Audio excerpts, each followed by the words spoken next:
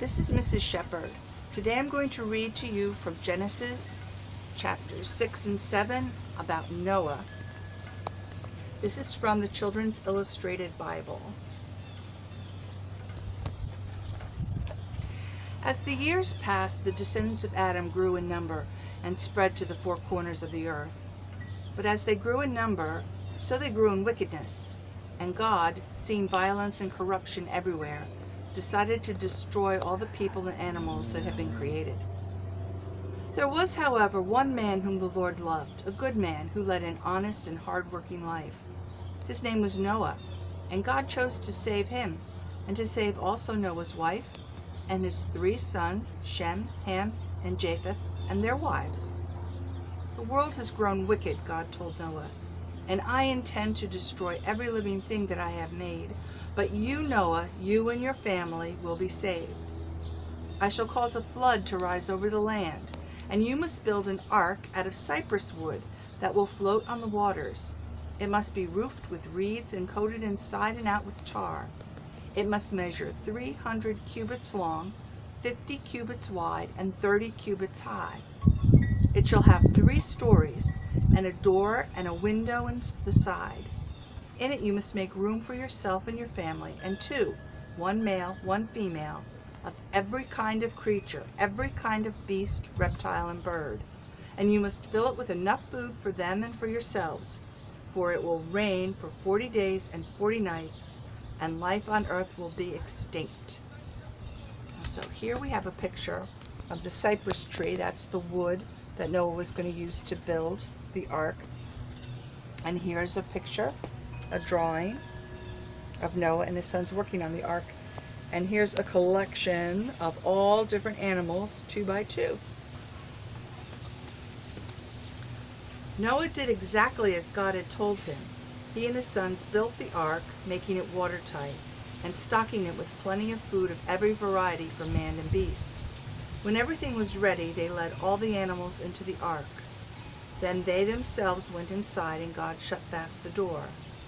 The skies darkened, and it began to rain. The rain continued for 40 days and nights. The flood waters rose, lifting the ark up with them until it was floating as high as the hills. Finally, even the mountain ranges were submerged, and everything that was alive perished. There was no living thing left on earth. But God had not forgotten Noah and all who were with him on the ark. After a time the rain stopped. The days went by, and then a great wind blew up, and after the wind a calm, and slowly the waters began to go down. Eventually the ark came to rest on a mountain peak in Ararat. Time passed, and Noah wanted to find out if the waters had subsided. Opening a window, he released a raven into the air to see if the bird would find anywhere to land. But the raven flew far and wide in every direction and saw nothing but water. Next, Noah released from the ark a dove, but she too flew in every direction without finding anywhere to land, for the waters still covered the earth. She returned to the ark, and Noah tenderly took her in.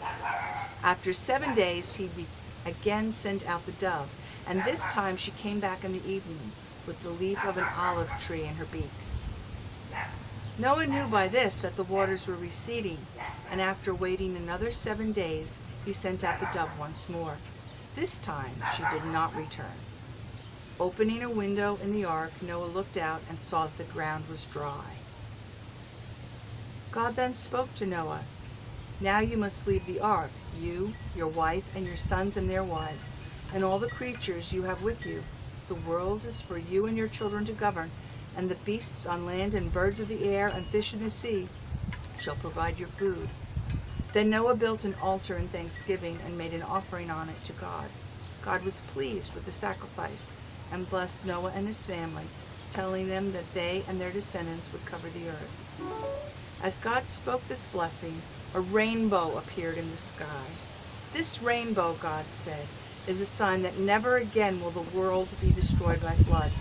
And in times to come, when I cloud the sky with rain, afterward you will see a rainbow, and you will remember my promise, a promise made to you and to every living creature in the world.